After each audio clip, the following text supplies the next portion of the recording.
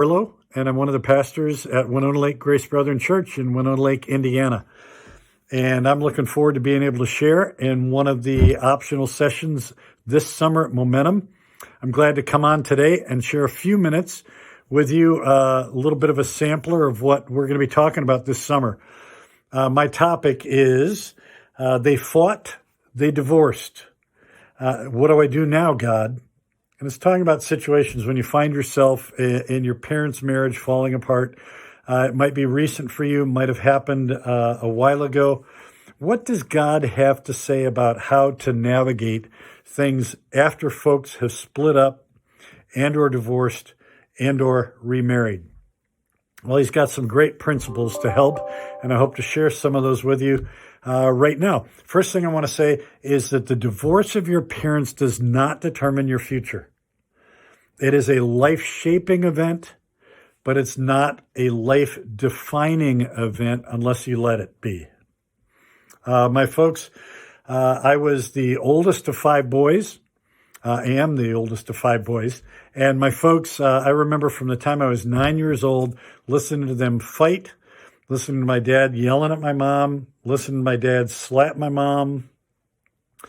There was verbal and physical abuse. We didn't call it that back then.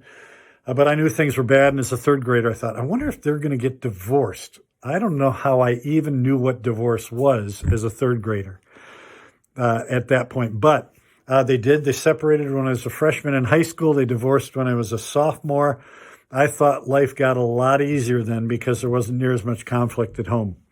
But as the years went by, it was harder and harder. I realized what I missed out in a decent relationship with my dad, what I missed out on in terms of his modeling, what a marriage is supposed to look like, what parenting is supposed to look like. And anyways, it was a life-shaping event for me. But I decided early on, I was not going to follow the path of what I had seen in my dad. And I'm happily married, 44 years now. God's given me an amazing wife. I made the choice very early on. We got married young. And I just decided we are not going to go down that same path. We're going to be different with God's help. And God has helped us for things to be very different. And we're really grateful. So I want to say, if you're in a situation that's conflict at home or your parents have split up, yeah, there's fruit. There are consequences. There are things that are really difficult. Some of the things that they say are most common as emotional reactions are sadness or depression. It's easy as a student to just kind of pull back from things when things are bad at home. Other students plunge they just dive into their schoolwork because that's a safe spot. That's what I did. I became a really good student in high school because I didn't have friends and my parents, things were bad downstairs, so I retreated to my room and studied. Another emotional reaction often is embarrassment. My folks can't get it together. I don't want to bring my friends over to our house because things are always tense. We're always walking on eggshells. It's always bad. Sometimes there is anger at parents. And we're going to talk in a minute about what does God have to say about that.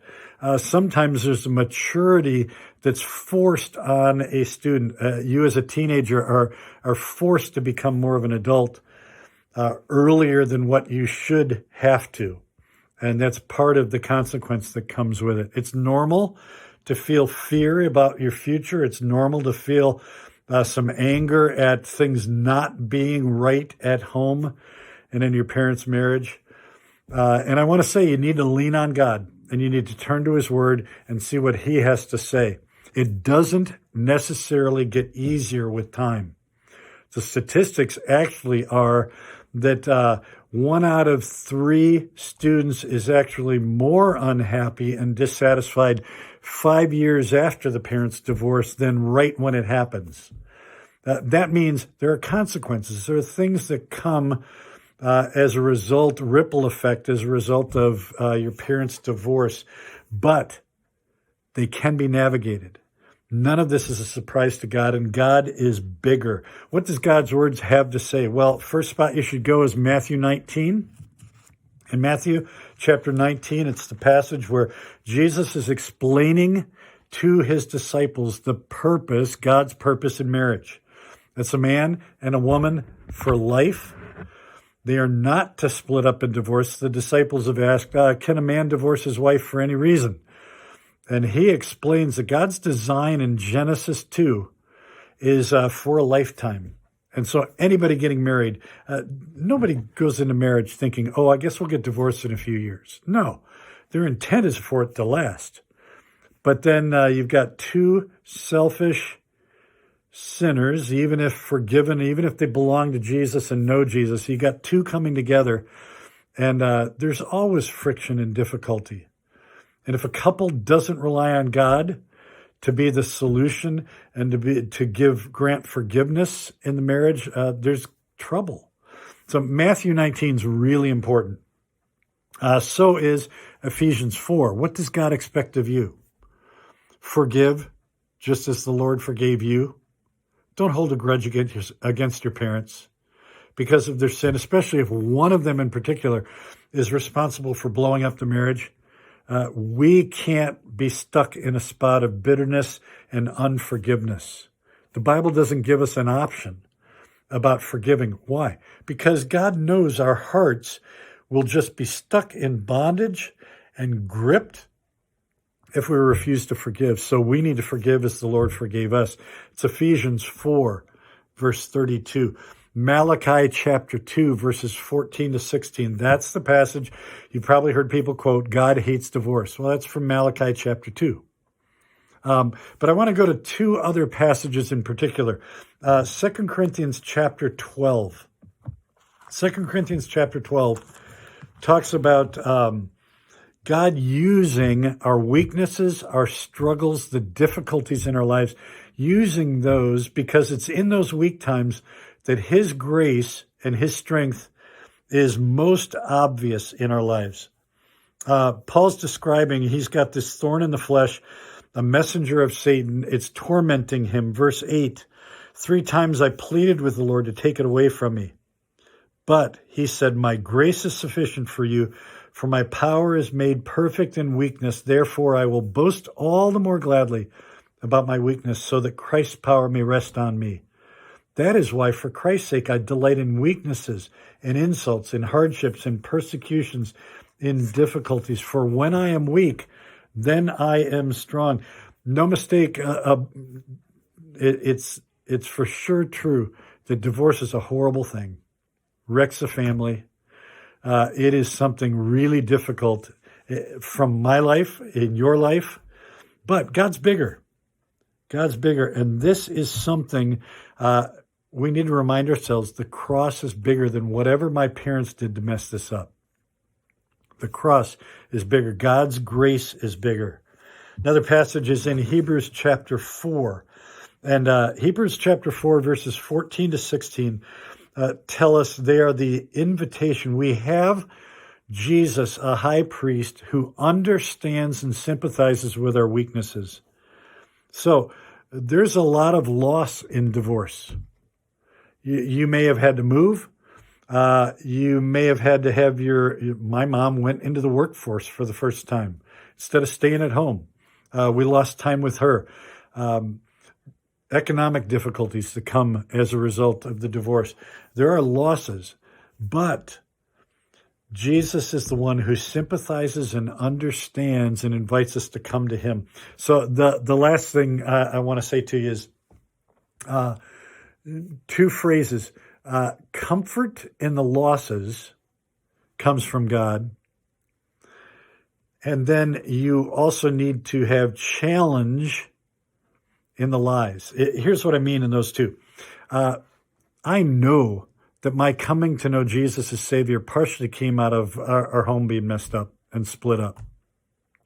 Because God got me to a point where I recognized what is the stability of life?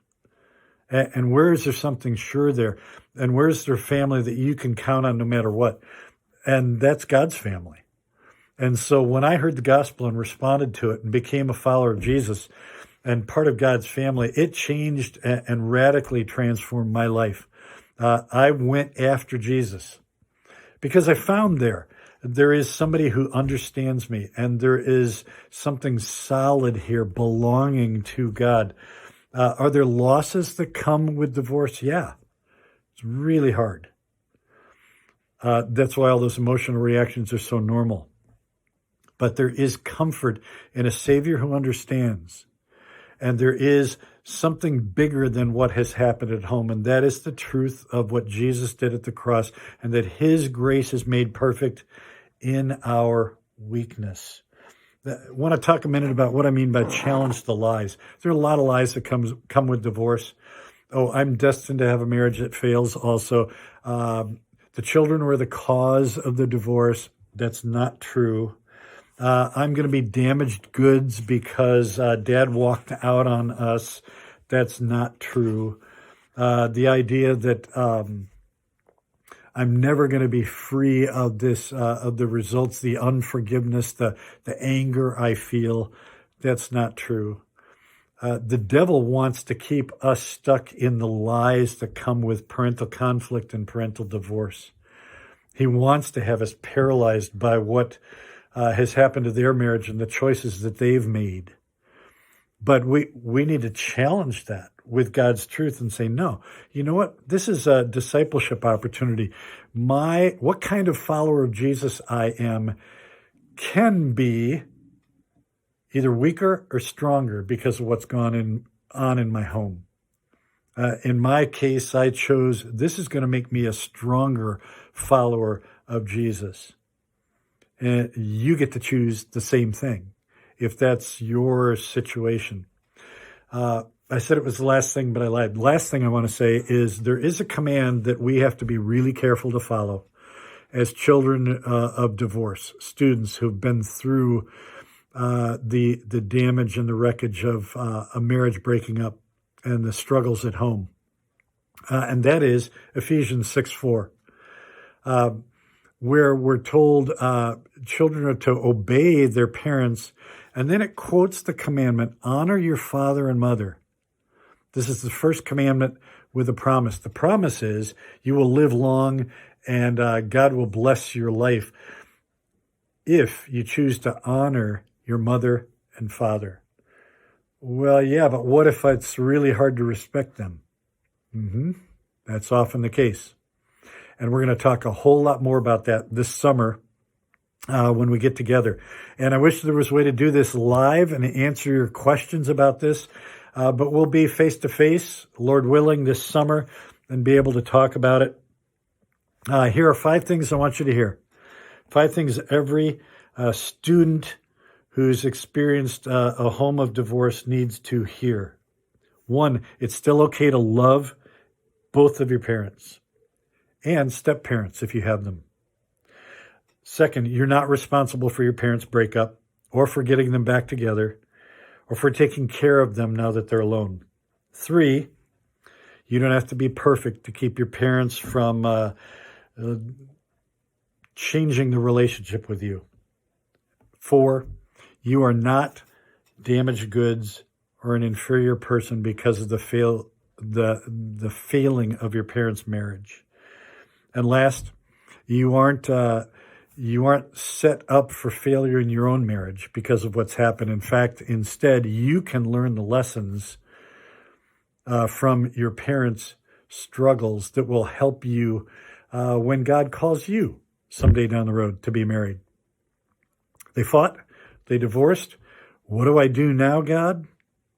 You lean on him, you turn to his word, and you realize he is bigger than what has happened. Thanks for listening. Hope to see you this summer.